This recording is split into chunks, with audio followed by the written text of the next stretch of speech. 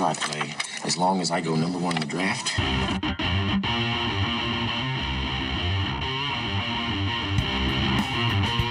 From the Erie Otters, Connor McDavid. From the London Knights, Mitch Marner. From the Western Hockey League's Brandon Wheat Kings, Nolan Patrick.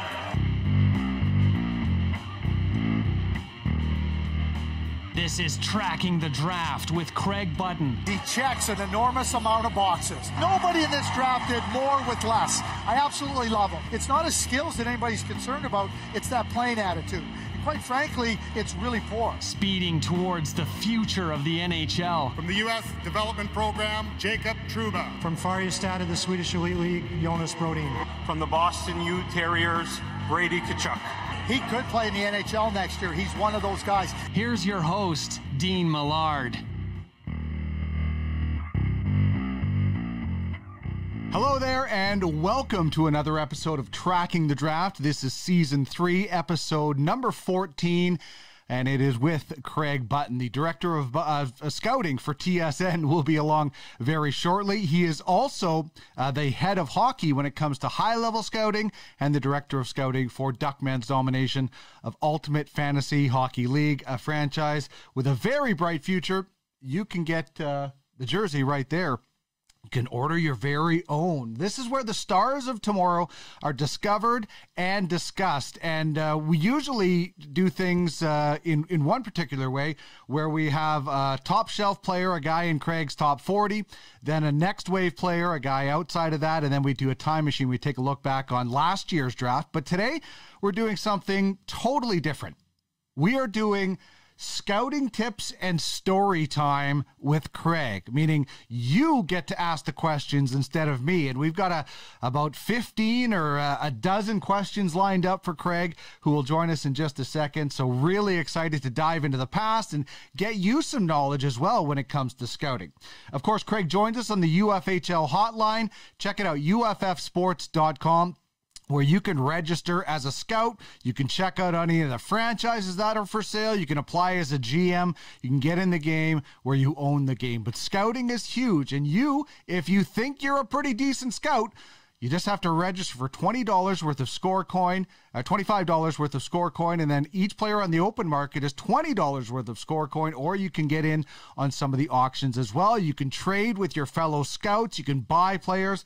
There's a whole lot going on, and a whole lot going on with Ultimate Fantasy Sports Network. That's where this show is proudly broadcast on, watching it on our YouTube channel. Please subscribe, hit that like button, leave us a review. We got all kinds of shows on this channel. We got all kinds of shows on Ultimate Fantasy Sports Twitch channel, which goes live. I'll be live there later on today, depending on when you're listening to it, Friday or April 1st. Not an April Fool's Day joke. We'll be doing Inside UFLB. So check out our Twitch channel and Ultimate Fantasy Sports.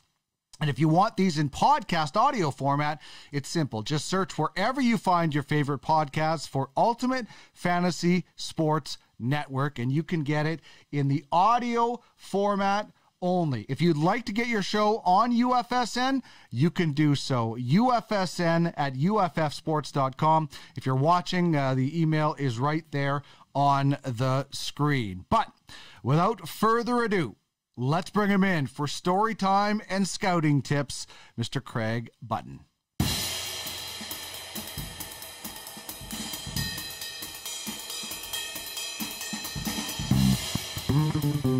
Here he is, the Director of Scouting for TSN, former GM of the Calgary Flames, and a Stanley Cup champion with the Dallas Stars.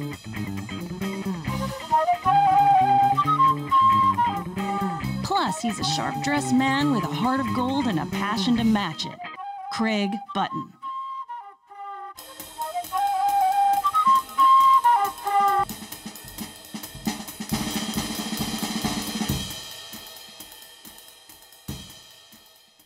All right, Craig, this is one of my most favorite things that we get to do, and that I'm so privileged to be able to get you to participate in, because not everybody is as open and gives away their secrets, etc. And we will try not to give away all of Duckman's domination secrets, but this is story time and scouting tips. And I love that you do this. And you know, one of the things that I think you live by, not just in the scouting world, but in life, is paying it forward. You know, somebody helped you along the way. you can help a lot of other people. I think that's just a great model to live by, no matter what your job is. Well, I couldn't agree with you more, Dean. And you know, it's funny.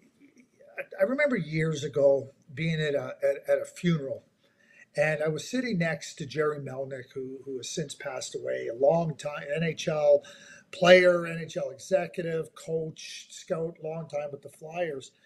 And we're sitting next to each other, and he said to me, he goes, geez, he goes, it's really nice to hear all these wonderful things about this person after they pass away. He goes, but Craig, we really should tell people how we feel about them, you know, while they're living.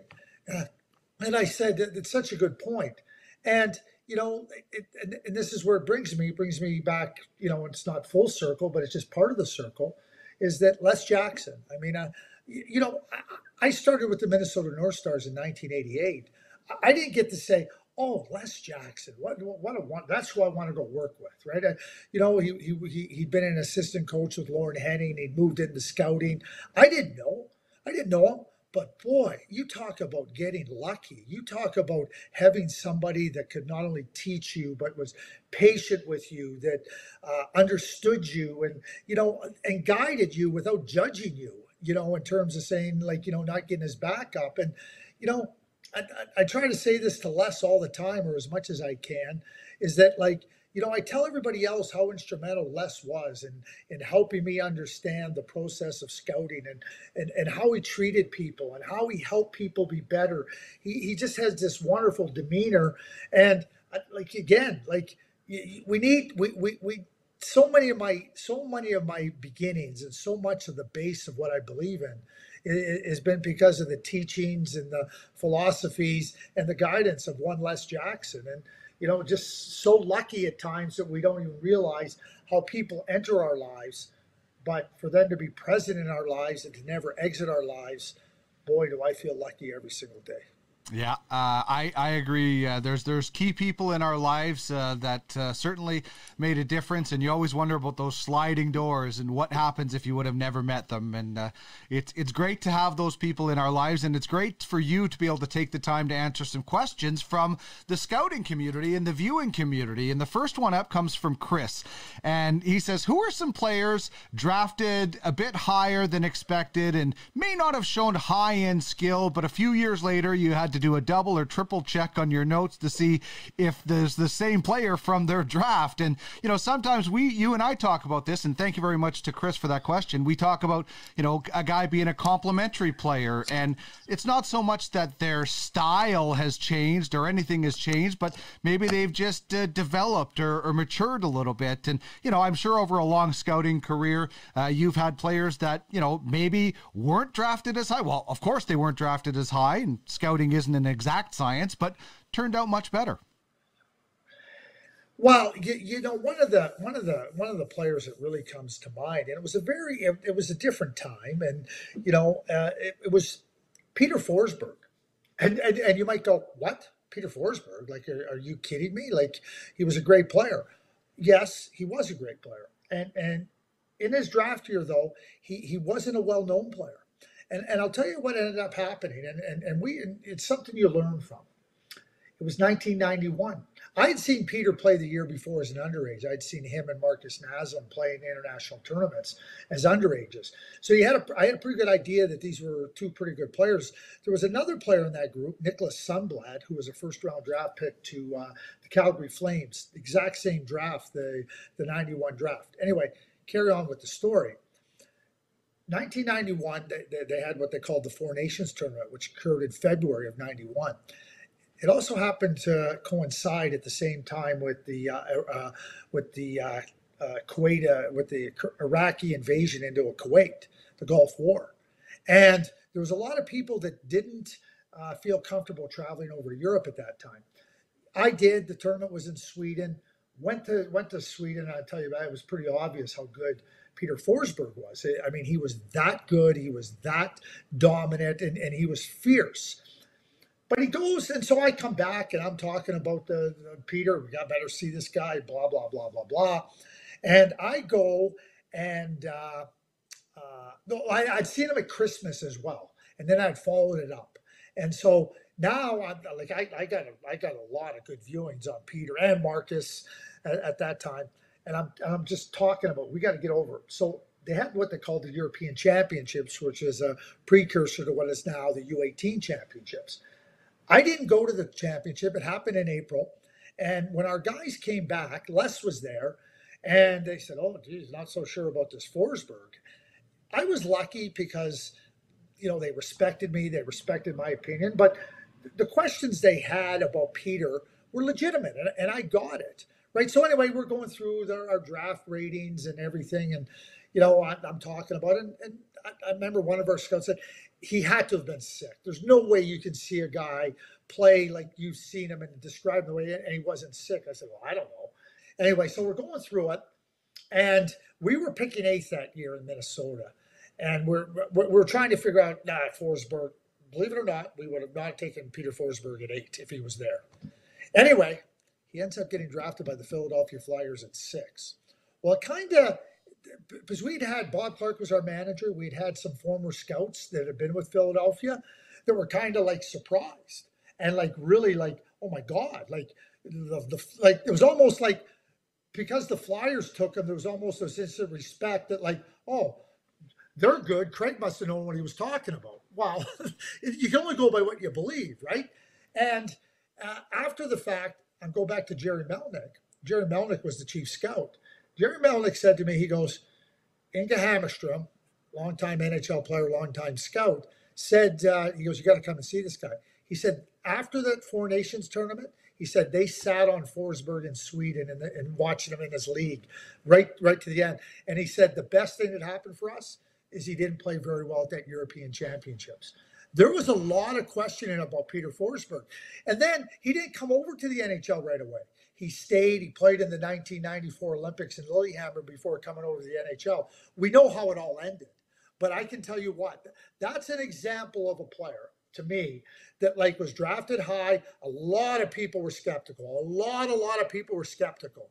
And listen, there was not a team in the league that wouldn't have loved to have had Peter Forsberg on the team. And you talk about, an integral part of the Eric Lindros trade. Not only an integral part of he became instrumental for the Colorado Avalanche establishing themselves as one of the marquee franchises in the NHL, along with Joe Sakic and Adam Foote, the acquisition of Patrick Waugh. But you think about Peter Forsberg, it wasn't the case when he was drafted 6th overall. Yeah, and it's so fascinating to hear the kind of the thoughts behind those different players. And, the NHL is littered with guys drafted in the 4th, 5th, 3rd, 7th round and beyond that went on to Hall of Fame careers. I mean, it's a matter of development, as we talk about. Sometimes you're drafted high and you don't get developed, and sometimes you're drafted low and you do get developed, or you find that right situation. Well, again, we talk about patience and, understanding what the path is for players. And, I go back to Les, and, Les always talked about, what their potential is. Let's help them get there. They don't have to get there tomorrow just because they're a first-round draft pick. Most people will not recall this. The first overall pick to not start in the NHL was Mike Modano, who was drafted in 1988 and went back to Prince Albert.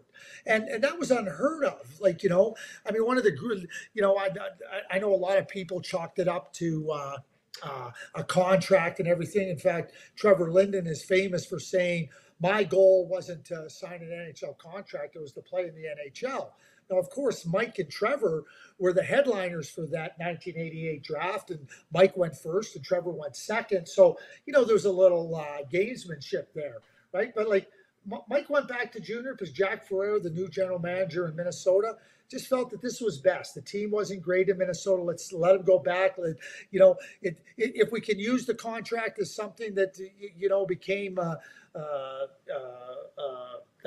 dividing point, that's okay. He said it's going to best serve Mike to go back to junior. Well, I would suggest that Mike Modano going back to junior, I think the record shows that nothing was going to hurt him. And certainly you could argue that it even helped him. And, again, back to Les Jackson, Les Jackson's wise words, his patience, his understanding. And make no mistake about it, Les had the courage. No, didn't have. He has the courage of his convictions. He's got strong beliefs on what makes a good player, on how you help a player develop, and but understanding and working with players and working with people. It's one of the. I mean, when I talk about Les and I talk about a hallmark of Les, it's a golden hallmark of Les. No doubt. That is terrific. All right, this is from Nick, and he's the GM of the Outlaws in the UFHL, and he says, in real life, in the NHL, loads of focus on skill in the draft. We can all agree skill is important but when looking to the built-in UFHL, we need to look at players who hit all series of categories. Who are some players who have grit, potential to hit some of the tougher categories in UFHL in this draft class? Perhaps some skill mixed in. From last year, a guy like Zachary Leroux jumps to mind. So, you know the categories. Obviously, we have the goals and assists. We have penalty minutes, which I wish we would switch to time on ice. We have plus minus, which I don't think I'm going to win that battle and get rid of. But takeaways, giveaways are a negative. Hits, shots on goal, things like that. The multi-category guy, I think you would call that guy a well-rounded player. Who are some of the guys you look at in this year's draft, Craig? Well, I see that he's got Zachary Leroux there, Nick, and I love Zachary Leroux. Like, he's unbelievable. Another player that fits that bill is Zachary Bolduc, who was drafted by the St. Louis Blues in the first round. But let's look at this year's draft, and I really think you can start right at the top. And it's no secret, but Shane Wright is that well-rounded player. Shane Wright, I'll be very surprised if Shane Wright gets 100 points. I'll be surprised if Shane Wright gets 90 points. But like Patrice Bergeron, when you start looking at all the different areas of the game, and it's no different in fantasy than it is in the NHL, you need players that can contribute and contribute in a significant way to critical areas of the game. That's Patrice Bergeron. That's Shane Wright. So that's easy to start at the top, right? I can go there. Uri Slavkovsky. Look at what he just did for Slovakia at the Olympics. And we're talking about a young player that went in there and not only was named, not only was part of the Slovak bronze medal winning team, but as time went on, all Craig Ramsey, the head coach, kept seeing was, I got to play him more. I got to play him more. Why did he think he had to keep playing him more? Because he could contribute in so many different ways. Takeaways, pushing people off the puck, creating scoring chances, understanding that, like, how I'm going to gain the puck and hold the puck in the offensive zone. Those are all really important parts of success, not only in fantasy, but also in the NHL. So Slavkovsky definitely comes to mind. I think it's easy to look at the offensive players and their numbers and go, okay, yeah, we know we'll get points out of them. But who are some of the other players, the players that really just make those good plays? Two defensemen in Gatineau, Tristan Luneau and Noah Warren. They're very, very different players. Tristan, that puck's on his stick. I use this line all the time about Tristan. When he's out on the ice, I tell you what, the coach's heart rate goes down, their stress level goes down, their sense of comfort goes up because they just have such a control of the game. They're going to get to a puck defensive zone. They're going to make the right play. You're going to get out of your zone. The offensive players are going to be happy because they can go playing offense. And, those are the elements: intercepts passes, completes passes into the offensive zone on entries, really good in terms of defending and breaking up plays. So he's not going to be Cale Makar, but he's going to be able to contribute in all those others. Noah Warren, a very different player, a big, rugged, physical type player who's going to separate you from the puck. He's going to take you on. He's going to deny you the zone. He's going to not let you into the slot area to get opportunities. And, and he's physical. He's going to deliver hits. You don't want guys to get penalties, but if you're going to get penalties by being physical and territorial, then Noah Warren's going to fit that bill. So, I name four players from different parts of the draft, different positions in the draft, and there's many others. But when you watch these four players play, like, I don't think there's, like, for me, when I evaluate them, they're players. I always ask myself this question: do I want them on my team? Do I want that player on my team? Now, there's players that you could, I don't know if there's ever a hard no on that, but you just go, that's a player that I think can help you in so many different ways. Those four players I just named, you want them on your team in the UFHL, and I want them on my team in the NHL. Awesome stuff. Well, you kind of answered this one, but Sterling did send it in. What do you think Shane Wright's offensive ceiling will be? Can he be a 90 to 100-point guy in the NHL? I don't think, you make the comparison to Bergeron. I don't think Patrice Bergeron's ever had 80 points in the NHL, but every single team wants him on their team, including Canada, to win games. He's going to the Hall of Fame. So how about if I switch the question around? Do you want a Hall of Fame center? That's right. Yeah, exactly. Well, let me just ask you this, Dean. Who would say no? Nobody. If I just asked that, who wants a Hall of Fame center? Who wants a Hall of Fame number one center? Oh, I don't. Yeah. We have enough. Yeah. Listen, you know what? I'll tell you a story one time if you want to get into the Scott Gomez story in the 1988 draft. It's a great story about having too many centers. But you tell me when you want me to tell that story. Shane Wright, Patrice Bergeron, you know what? People say, are they franchise centers? Well, tell me how do you define franchise center? Is it Connor McDavid franchise? Is it Sidney Crosby franchise? I understand what people are saying, but ask yourself this question. Where would the Boston Bruins franchise be without Patrice Bergeron? Yeah, exactly. I'd love to hear the Gomez story. Give us the Gomez story. Okay, well then you queued me up. 1988 draft. We won the President's Trophy that year, so we were picking late in the first round, if not the last pick in the first round. Anyway, it gets down to our pick, and we liked Scott Gomez. We had lots of time for Scott Gomez. Thought he was a really good creative center and somebody else. But, through our lack of wisdom, shall I say, we outsmarted ourselves by thinking we had too many centers. We had too many centers. We had enough centers. We didn't need another center. So we decided to explore trading back in the draft and getting 2 picks. And we did. We traded back with New Jersey. New Jersey traded up. And with that pick, they took Scott Gomez. It would be one thing if we didn't like Scott Gomez. That'd be a whole different story. We liked Scott Gomez. We talked ourselves out of Scott Gomez because we had enough centers, Dean. We had enough. The extension of this story is, in the 2000 Stanley Cup final, we lost to the New Jersey Devils. Mm-hmm. Scott Gomez was in his rookie season that year. He won the Calder Trophy as Rookie of the Year and was part of that Stanley Cup winning team. I don't think the New Jersey Devils said they had enough centers. Just a little story, a backstory on the NHL draft. That would never show up about a pick that you didn't make, right? Because people look at it and go, oh, look at who they picked or look who they did, People, unless you go and delve right into the draft, you wouldn't know. But that was our rationale. A player we liked, we had enough centers. Sometimes we outsmart ourselves, Craig. Even the smartest people can outsmart themselves or outthink themselves a little bit. I'll tell you what, I should be wearing a dunce cap when I tell that story.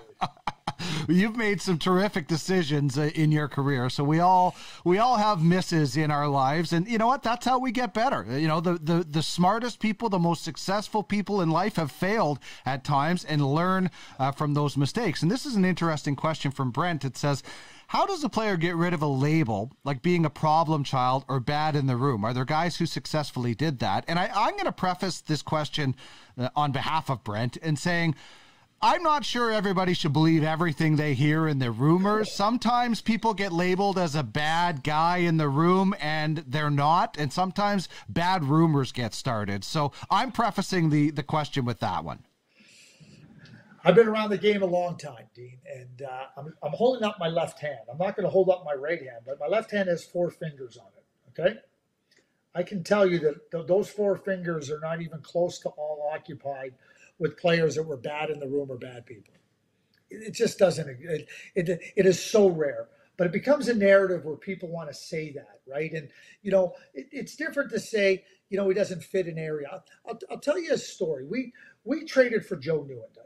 So we had McDonald, we had Nieuwendyk. We had David Gagner. David Gagner was a really, really, really good player. Really good player. But now we had Mike and Joe. So we knew we had a really good player in David. And we asked David, and David moved over to the wing because we didn't want to give up David's skills, and he was competitive, and he was hard and whatnot, right?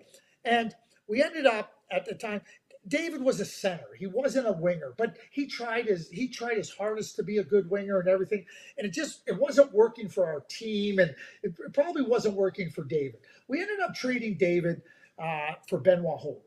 Okay, and I'll never forget it. Doug Jarvis said after we were talking about the trade, and then after we had made the trade, he said, David Gagner is a better player than Benoit Hogue, but Benoit Hogue is a better fit at left wing for our team than trying to force David over there. There was nothing wrong with Dave Gagner.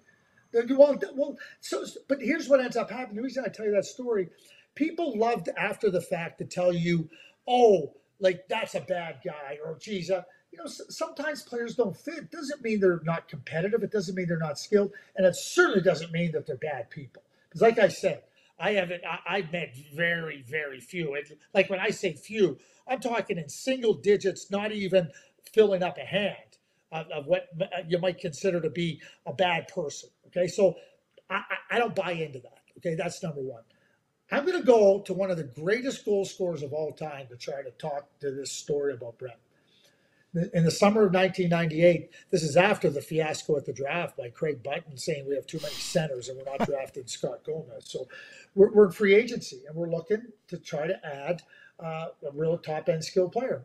We're looking at Brett Hall. Brett Hall, we think, is a player that can come in and fit on our team. So we discuss how our team can support him, how our team, where he'll be used, who he'll play with. Everybody's involved. Ken Hitchcock, Doug Jarvis, everybody. We're all talking about. And so, like, his situation in St. Louis, where he was the guy, okay, was very different than what we were asking him to do to come in to be in Dallas. We knew he was a top-notch player. We knew that he was the, and Brett's personality, lended itself to criticism at times from different people. As we go along, and as we ended up signing Brett, we had a wonderful group of people on our team. But I can't begin to tell you, exhibition season, well, even after we signed him, exhibition season, early in the season, you'll never win with Brett Hall. That guy, I'll tell you what, people, and unsolicited would come up and tell Bob Gainey or Ken Hitchcock or Les Jackson or Craig Button or whoever, oh, you'll never win with that Brett Hall. You'll never win with Brett Hall. You'll never, that guy, good luck with him, right? It's funny, when he scored the Stanley Cup winning goal that following season in overtime, triple overtime, not one person, and you know what? I could name names here. And I could name a lot of names here. Not one of them came back and said, geez, we were wrong about Brett. Yeah. I mean, he scored 86 goals one year in the NHL. I mean, you're not going to get, like, I'm just saying that the rumors get kind of blown out of proportion when a guy gets that label. And there's very few people that actually know the true stories. But like, again, like, he's in St. Louis scoring 86 goals a year. We have a darn good team. We're coming off President's Trophy. We ended up losing in the conference final. And then we're looking at unsolicited. People are telling us you'll never win with that guy. You can't win. I'm talking about people that knew him, people that thought they knew him, right? They didn't hesitate telling us that. Like I said, not one of those people, and I said I can name a lot of names here. I'm not going to. Not one of them. Jeez. We were wrong about Brett Hall.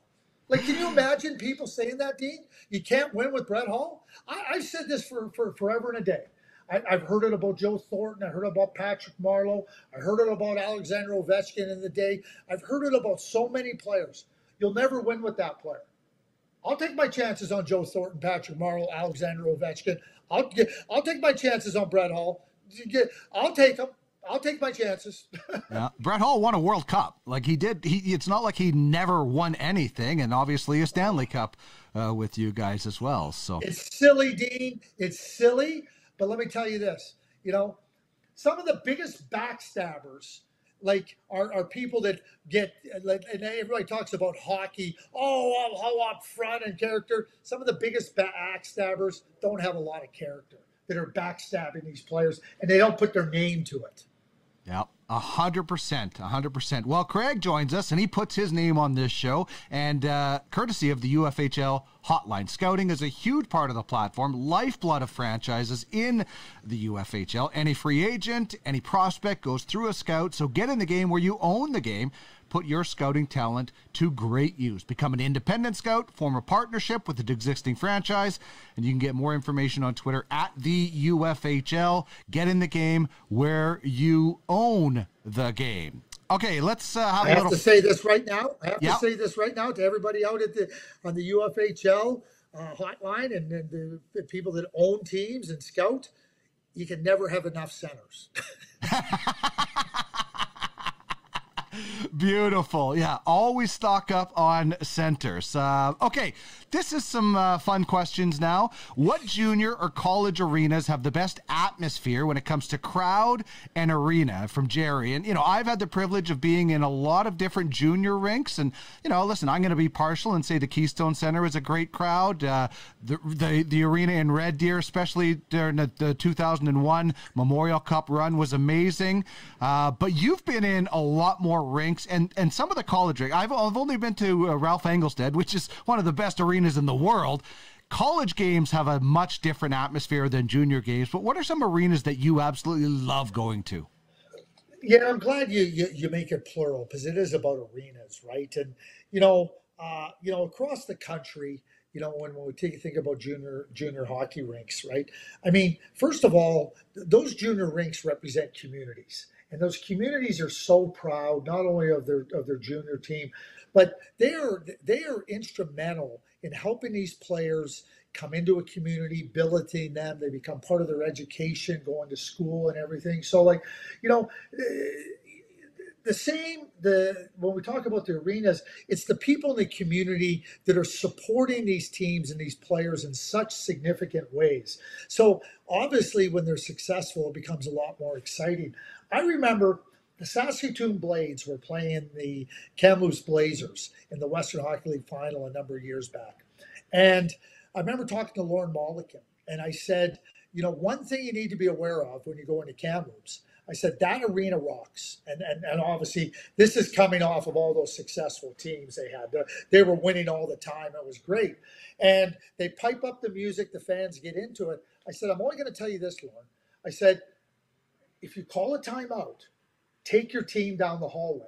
Because if you try to call a timeout and you try to talk on the bench, you got no chance. The players won't hear you. You won't even hear yourself.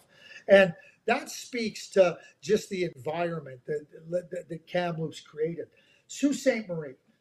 Marie has this unbelievable history. You go into that arena, they're doing a new arena now, but in the old arena, I mean, they would pack it in. And, every junior team has its own, you talk about Brandon, every junior team has its own history. Some of them are longer. They have their own players that they look back on and, they remember them. I mean, how many people talk about, the great players that came through Brandon? You think about, Ray Farrell, who scored 108 goals, but you think about Brian Propp and Ray Allison and Laurie Boschman and Brad McCrimmon and Ron Hextall. I mean, the number of players that have come through there that people remember, they never forget because they people not only become, aware of them and pay attention to them when they're a junior, but now they're paying attention once they're left. They kind of belong to you. And, I remember going into Rimouski years ago when Brad Richards and Vinny Lecavalier were playing up there. And, the building's packed. The building's packed. Rimouski ended up winning the Memorial Cup. Lecavalier wasn't there in 2000. But, to go in those rinks, and it's the same just about everywhere, Dean. And so to me, it reflects on the community and how much communities care about their junior teams and how important they are in the development of these young players. When it comes to college hockey, you're a little bit older, and the student body plays a big part in it with respect to the support they get. You talk about Ralph Engelstad Arena in Grand Forks.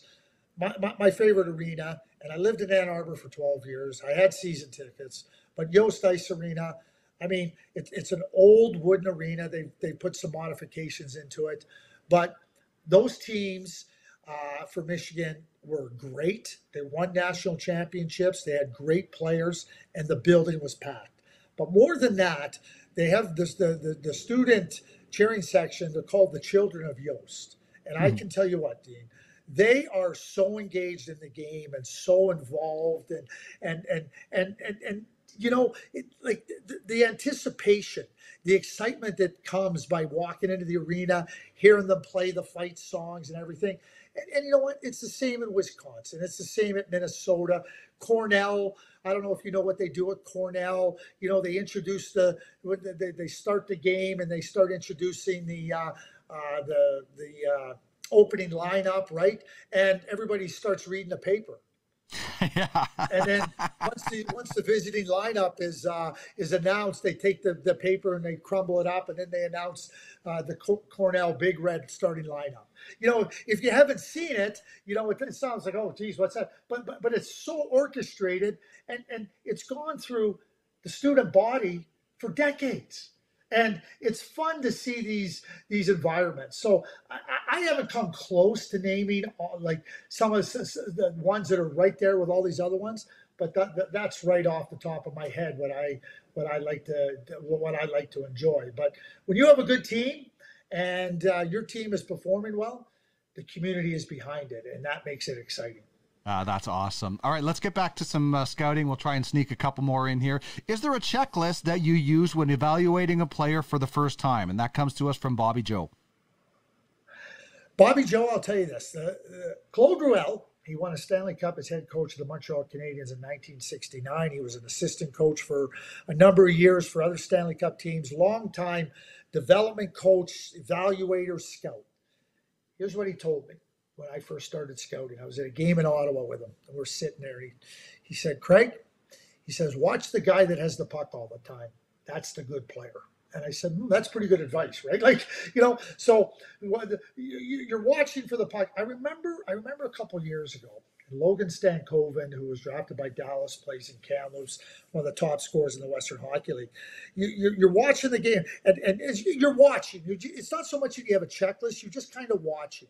And you're watching guys make plays, and you might not know them, but you're going, okay, wait a second, who just made that play? Oh, that's Stankoven. Okay, make a little check mark. Yeah, play happens again. Oh, that's Stankoven. Okay, another check mark. Well, now, I always say this to players.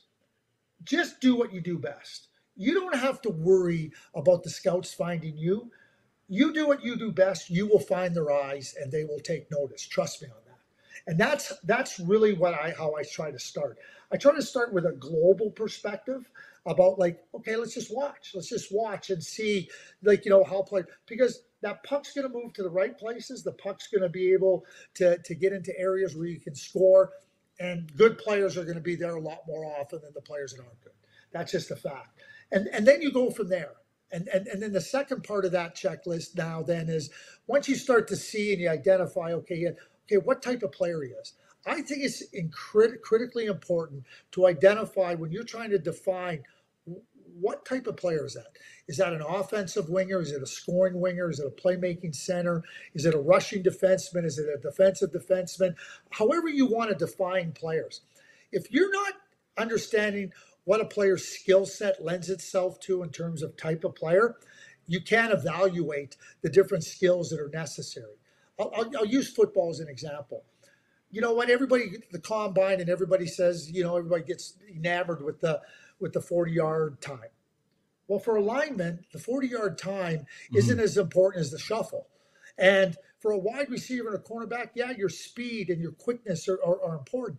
Well, it's the same thing with types of players. You can't evaluate them all on the same criteria. Obviously, you need a skill level that's at a basic level of the National Hockey League to be considered. But now to try to refine that and define it more and define it deeper, and then to try to figure out where players need development, where you feel they can develop, it all starts from those premises. Number one, the good players are going to find your eyes. Number two is once they find your eyes, start to define what type of player they are, and then assess their skills and attributes for that type of player. All right, last one. We'll sneak this in really quickly. Do you watch, when you're going to watch a specific couple of guys, do you watch one player per shift, or are you watching multiple players per shift? You kind of mentioned you just watch the player who has the puck, but if you're going to look at a guy, are you just zeroing on him the whole shift and isolating him? It depends. It really depends on the game. So just at the CHL prospects game. So for an example, you have all these really good defenseman prospects, and you have all these really good forward prospects. Well, to just say I'm just going to watch Jagger Firkus, obviously he might have the puck on his stick, but I'm also watching how those defensemen are playing. I'm watching, okay, Kevin Korchinski, how are you playing against Jagger Firkus? A lot of times you don't get that opportunity with two high-end players, going head-to-head.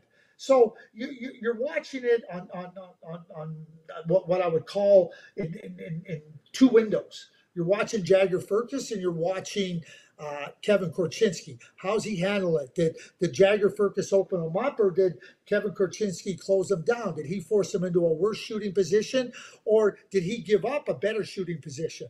They can go hand in hand. Sometimes, though, I go to a game and you might not have those opportunities, and so you do zero in on a player.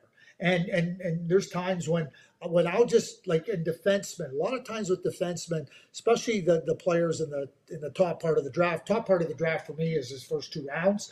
So I have a checklist about how many plays they made under pressure, how many plays they completed under pressure. Long before analytics came into play and we had completed passes, stretch passes, all that, right? How many puck touches players had. I remember going to a game, Ryan Ellis, I'll never forget it. I was with Bob Murray, and Bob and I were sitting. Bob was with the Anaheim Ducks, and they had drafted a player, I forget what his name was, in the second round. And it was an afternoon game, and we were together, and we were sitting, and then we were going to another game. We went to grab something to eat and at dinner. But Bob says, he goes, what were you tracking there? I saw you tracking something. I said, well, Bob, you were a defenseman. You were great with the puck. I was really just tracking, Ryan Ellis, how many puck touches he had, how many completed plays and he had. He goes, what was your number? I want to say the number was like 53 in the game, right?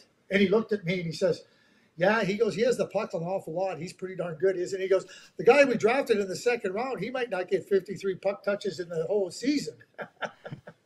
So, you might not be watching, so Bob might not have been marking it, but he knew. He knew that it wasn't at a different level. So I try to, sometimes, and specifically when you're narrowing down players, I try to get really zeroed in and more narrow on the evaluation and what I'm evaluating. And that's just one example on a defenseman, but it certainly applies to a lot of different areas.